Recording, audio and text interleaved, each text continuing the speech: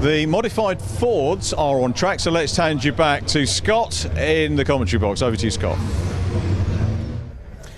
Thank you very much, Richard. Yes, our third and final race of the weekend for the ever amazing Modified Ford series. I've run out of superlatives for this series because it is wonderful to see so many great Fords in the mix. This is for groups B and C. This is for some of the cars that you saw racing yesterday, including our race winner, which was James Allen, who starts in pole position. That is the grid for the Formula Ford Festival, not the Modified Ford. So we will run you the grid, at least I've got on my screen here, so which is James Allen, who starts in his Ford Focus, which he called yesterday. I think we found a new hashtag, which is hashtag basically a touring car, as he said yesterday.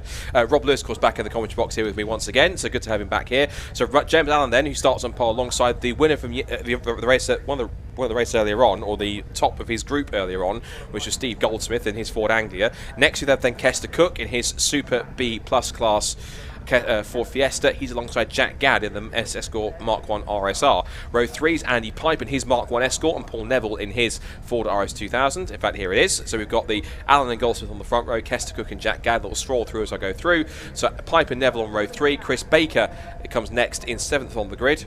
And Chris Baker in his Escort Mark 3 RS 1600, and Wayne Crabtree in his Escort Mark 1.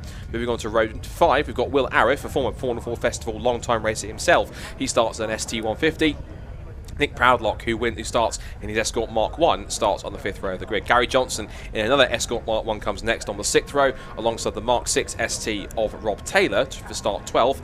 Row 7 sees Mike Thurley in his Escort Mark 1 Zaxpeed, alongside Supertune Motorsport boss Colin Tester in his Fiesta ST150. Then it's row 8 for Lewis Clark in another ST150, and Justin Fuller in his Ford Puma. And then following that, we've got two more ST150s, Tim Sandu in car 12 and Richard Sanders in car 30.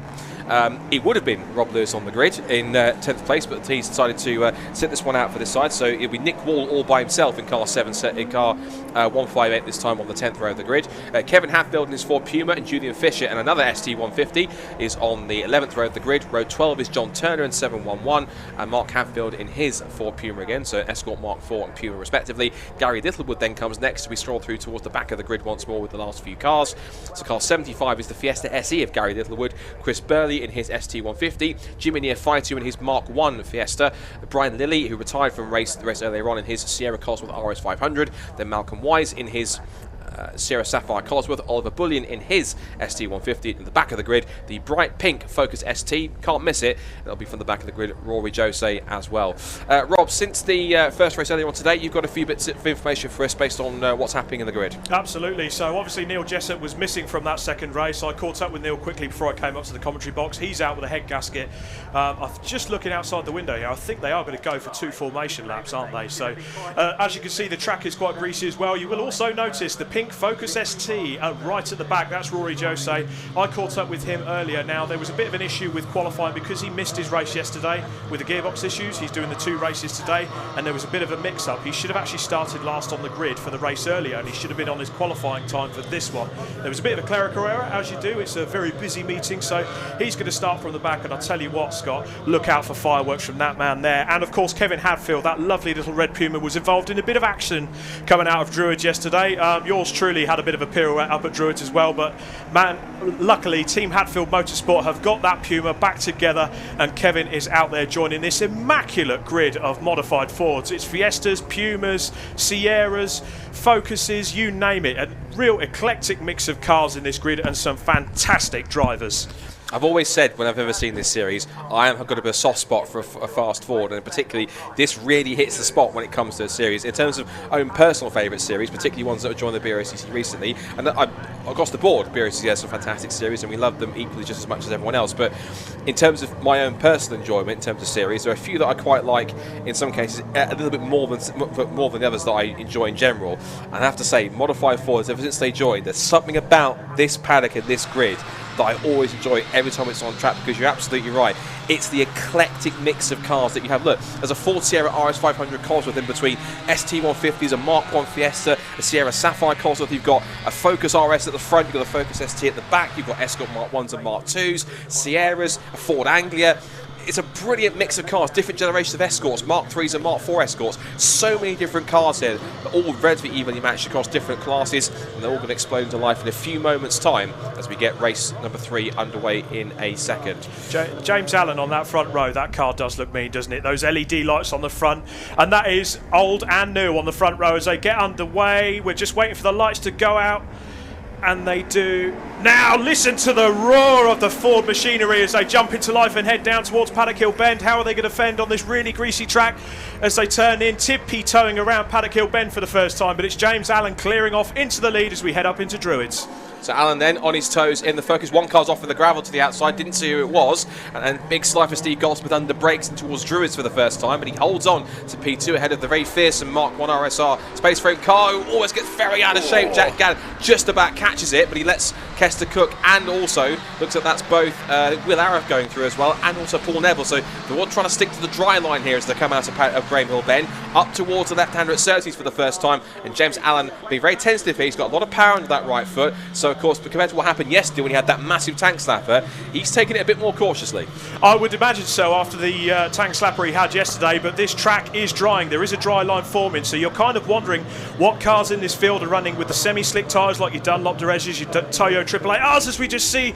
I think that was Tim Sandu getting a bit crossed up there in the white Fiesta. I could be wrong, but you'll see those quicker cars come through that maybe gambled on slicks as they come roaring down the front straight for the first time. That beautiful Shell liveried Sierra RS500 go down the inside of Lewis Starr. That was so tight on the pit lane exit there. Also down the inside of the red Fiesta. I'm just trying to make that one out and back up the hill. But James Allen has cleared off into the distance. What a start from him. He's looking to make it 2 from 2 in the races this weekend in that Focus. He's had a bit of bad luck with gearbox issues and so on and so forth, but he's really got that Focus back together and flying at the front. Yep, the 3 seconds out in front. One of their Scott was the massive tank slap around it goes. Trying to capture the number. It's number 36 that's gone around, Gary Johnson, and incredibly everyone missed him. Off the road goes Will Avril in the number 7 ST150. He's got Jack Gadd and the rather bemused Wayne Crabtree watching on. In fact, we've got 3 Escort Mark 1s in different specifications behind him. So Jack Gadd in the space frame Mark 1 RSR chassis, and the 2 regular chassis cars, which is Wayne Crabtree in the Golf colours, and the black and white car of Andy Pipe in there too. Good to see that car up after the last time I saw that car for this weekend. It was in a cloud of smoke at Anglesey a year ago. And James Allen setting the fastest lap of that race with a 59.152. So the track is drying. They're getting a dry line in there, but it looks like we may have the safety car in front of us looking to appear. We've got yellow flags out on circuit, so yes, the safety car boards are out, so we are looking to have the safety car at some point, although James Allen has certainly below us in the commentary box, they haven't caught the leader as such, so they're just waiting for that to go round us. That RS500 going very slow there. It might well be him just running wide just to give the fact. Right, there's the problem. That looked to me like it's possibly Paul Neville's car that's come to a stop just on the entrance to Surtees. I'd love to look up out the window. Yeah, there is a car stopped that's just on the outside entering Surtees. We didn't catch the back of it, and if it is Paul Neville's car, it has a rear wing. I'm looking around on the rest of the grid, and I can't quite see who else it might be. Yes, it is Paul Neville's car, unfortunately. So Paul Neville, the man behind the modified Ford series, he's put together a magnificent group of cars, and he really has played a blinder with this series, particularly ever since he created it a couple of years ago. And it's inspired so many people, regardless of what Ford they've got, provided it's 2011 aged or older, to come out, because there's always a class to them, always somebody to race with. And so this is a really wonderful home for anyone that's got a race-prepared Ford car, whether it's converted from a road car or even a purpose-built race car. Paul's done a fantastic job, and it's won plaudits and awards within the club racing community, and no wonder, because it's been such a great, very varied mix, and people just keep flocking to it and bringing cars like James Allen's Focus and Rob Burley bringing his Escort WRC, and we get Escort Cosworths and Space Frame Mark 1s. The variety of cars that turns up in this series is absolutely mega.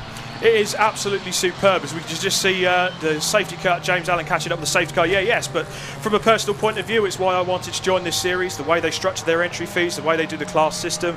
It's such a friendly paddock as well, and of course, there's nothing better than being on a BRSCC package during the Formula Ford Festival weekend. We have had some great racing here this weekend, not just from the modified Fords, from the brilliant Formula Ford historic and the current races as well. The Fiestas, the Fiesta Juniors, it's just a wonderful package to be on as we see Justin Fuller's Puma there. He had a bit of a rotation earlier in the race today. I caught up with him quickly.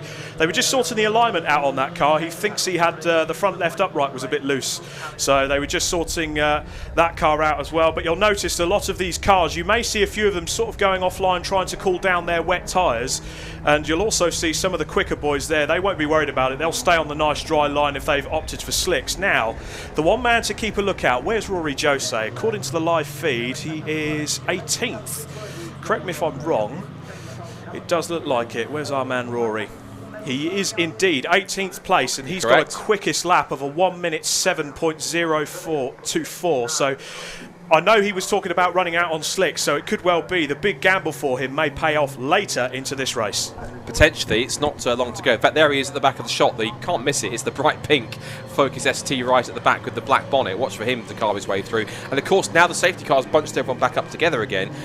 The horsepower advantage he has over several of these Fiestas and Pumas means that he might well be on his toes quicker than everyone, several of the cars in front. So you might well pick off 3, 4, dare I say even more cars on the restart in the first couple of corners, because he will have the power and the pace in that car to pick his way through. So I wouldn't be surprised if he gets up there in the next couple of laps somewhere near the top 10. Sorry to interrupt there, Scott. I was just looking out the window. I think the lights are out on the safety car, correct me if I'm wrong. They have got Paul Neville's car towed and out the way into the pits, so unless they're going to go... Oh no, the safety car's pulled in, so we are going to get a restart on this lap. So it's James Allen to restart this brilliant field of modified Fords from Steve Goldsmith, and Kester Cook is up to third. He's really giving it big guns from the Fiestas after David Guthrie's magnificent race 2 earlier on. Kester Cook is also up there in the Big Skids Racing Team EcoBoost powered Fiesta. He's going great guns, and good to see Colin Tester up there as well. Good stuff so far then from the number 7 machine, which is off the road very slightly in the first couple of laps, but he's now looking to the outside of the Golf liveried Mark 1 of Wayne Crabtree. And running wide there is Jack Gadd. He might let both Will Crabtree through, but he got twitchy too on the exit of Druids down towards Graham Hill Bend.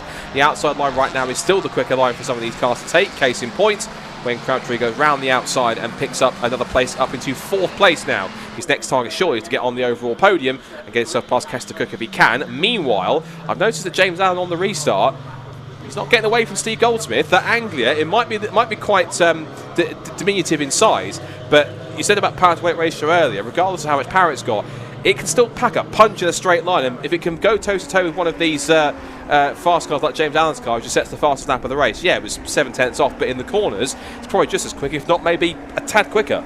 He's going great guns, isn't he? You can see the car really squirreling as it comes out of the corner, getting that back end kicked out. It could well be that Steve has gambled on those slick tyres, and as the dry line appears on this circuit, you'll see the slick boys come in. As I keep on saying, there is Andy Pipes making a move. Is that down the inside of Jack Gadd up into Druids? It does look like it, just looking out the window there. He couldn't quite get the move done, but Colin Tester is there in the background, just waiting to pounce and make a mistake.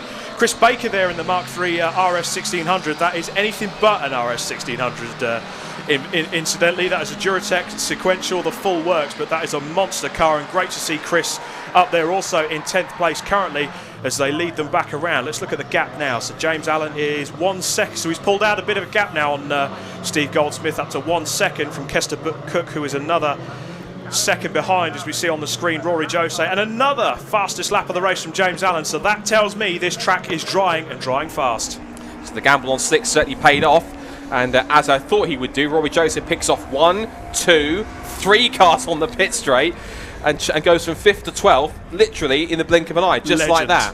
So what great stuff from Rory, and the slick tyre certainly working. His next target is going to be the... In fact, that's 11th now, in fact, because some of the cars dropped back. So his next target is going to be Chris Baker in that Escort, and the next cars in front of him are the likes of Mike Thurley, Justin Fuller, and then you've got Colin Tester before the rest of the pack comes through. So the top 3 pulled away a little bit. Wayne Crabtree's in a little bit of no man's land in 4th. Then this next group of cars headed up by Jack Gadd in P5. This is the next group that Rory's going to have to try and pick his way through now, for currently in 11th place. But given the power advantage he's got, give him a bit of clear track and he will absolutely fly. Absolutely, but the one thing he's got to factor in as well, as you correctly said there, the higher up the order you go, the more difficult cars are going to be to pass. Not in terms of power, but there are some drivers on this grid, I'll tell you that. I mean, we saw in that first race, Wayne Crabtree, that fight between 2nd, 3rd, 4th, 5th and 6th place, as he round the outside of Chris Baker and passes him like he's not even there. Fantastic, Rory.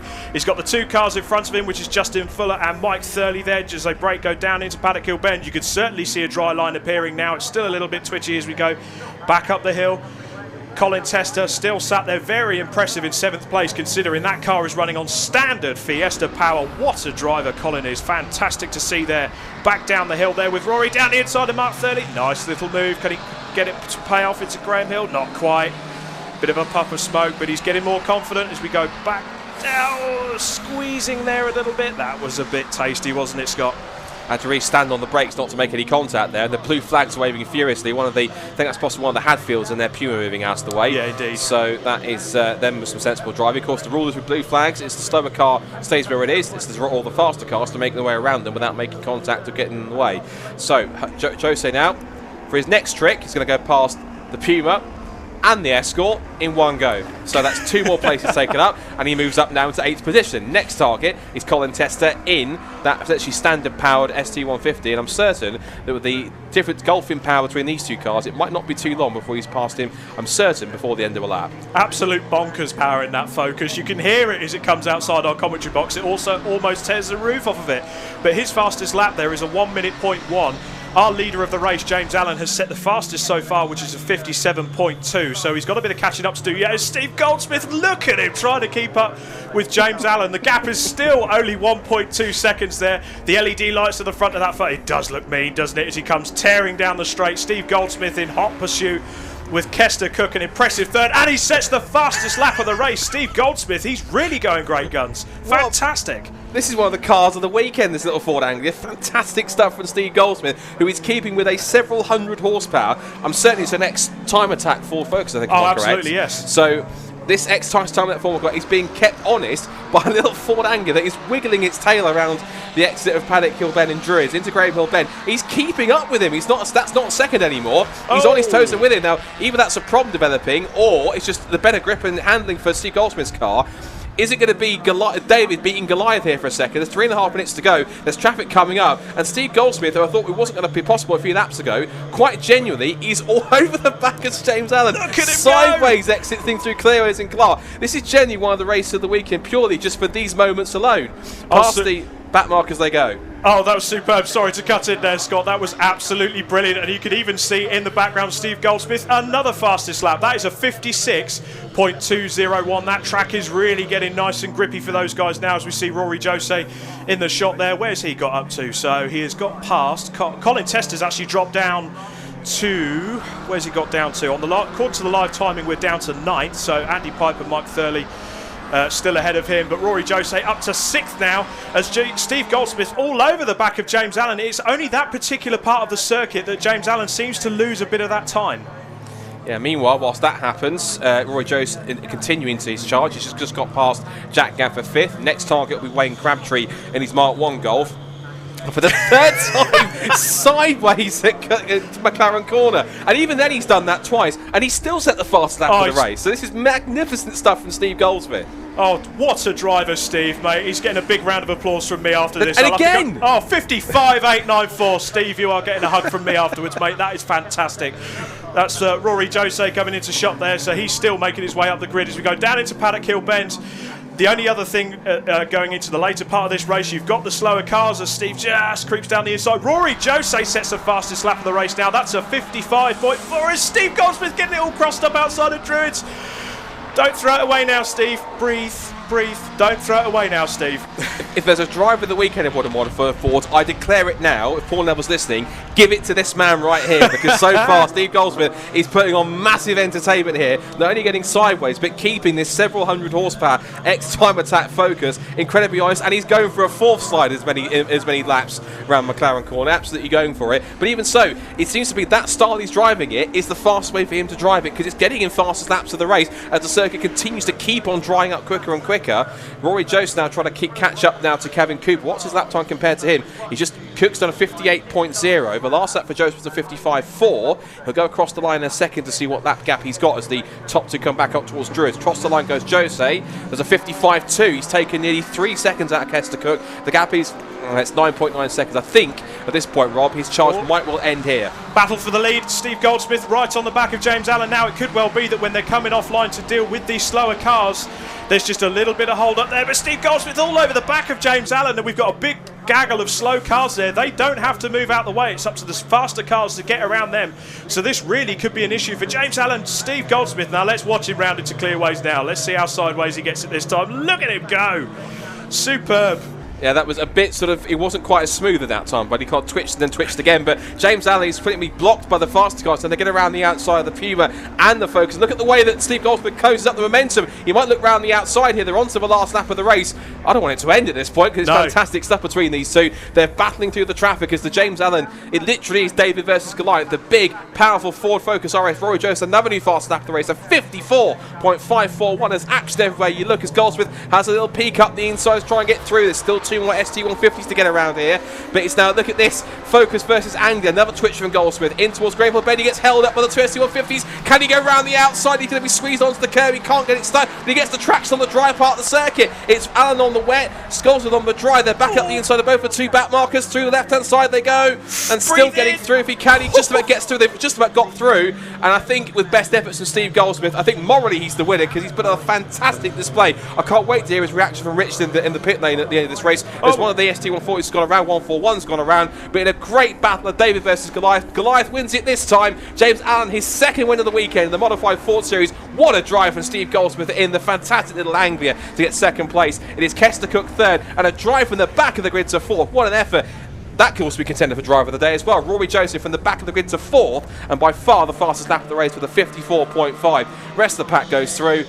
Oh, what a field and what a race. And breathe, and breathe. What a fantastic race from the Modified Ford Squad. Oh, Andy Pipe on the last lap, spinning coming out of clearways. Save it. Oh, a full 360 in the car, number 38, the unique livery car there, just about gets it going again. 10!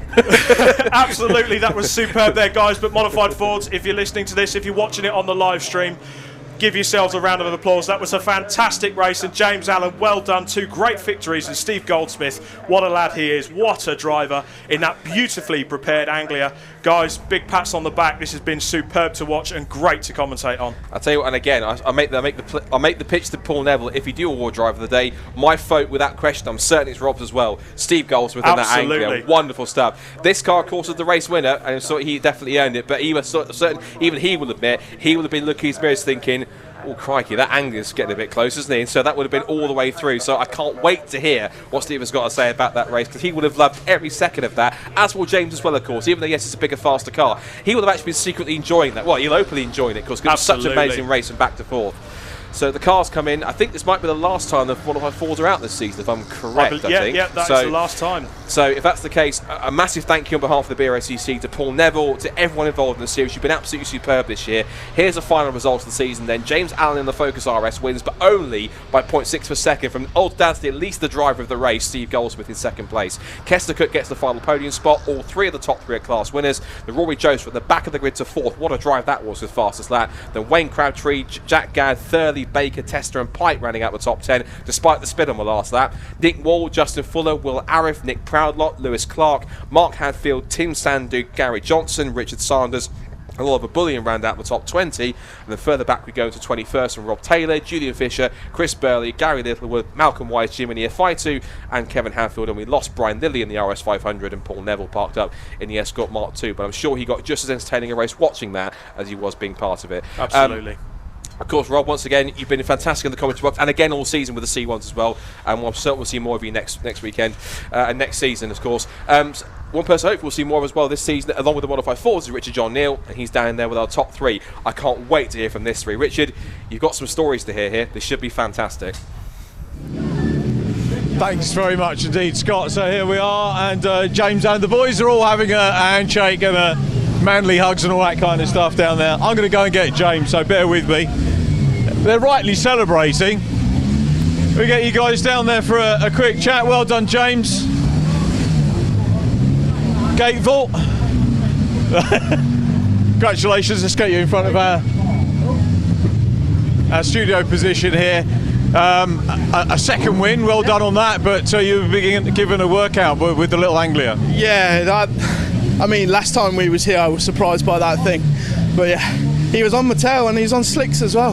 He's a brave man. Yeah, it started to dry out. Maybe slicks could have been the option, but I don't know what state they're in, but Yeah, they worked. The wets worked. Good weekend's racing for you, though, isn't it? To come away, but it's multi-class racing, plenty of traffic to deal with, so it's not a question of driving off. There was a cluster that I kind of had to manoeuvre through at some stage. I think it was down here. I don't quite remember. Yeah, it was.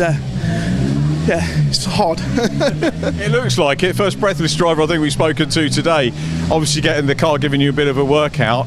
Is there much to do when you take this home, or is it fairly low maintenance? We're going to strip it down. We got lots coming for next year. Lots. That's all we'll say about that. As if you weren't quick enough already. Oh, we want to be quicker. We certainly want to be a lot quicker. Let's put the perspective on it. It's class racing, and so lots of classes. So somebody can come in with a car from another championship, fairly standard, less modified, and win their class. Yeah, absolutely. Anybody can win. As it just shows. I think it was talking to him yesterday. It was 1960, I think, that Anglia, 2010 car. Yeah, it just goes to show anyone can win here. We just need to get Dave Cockle back now and have a bit of a play with him as well. That'll be good to see. Well done, James. Brilliant to see. Well done on the podium. Let's have a word with Steve Goldsmith in second position. Steve, let's get you down.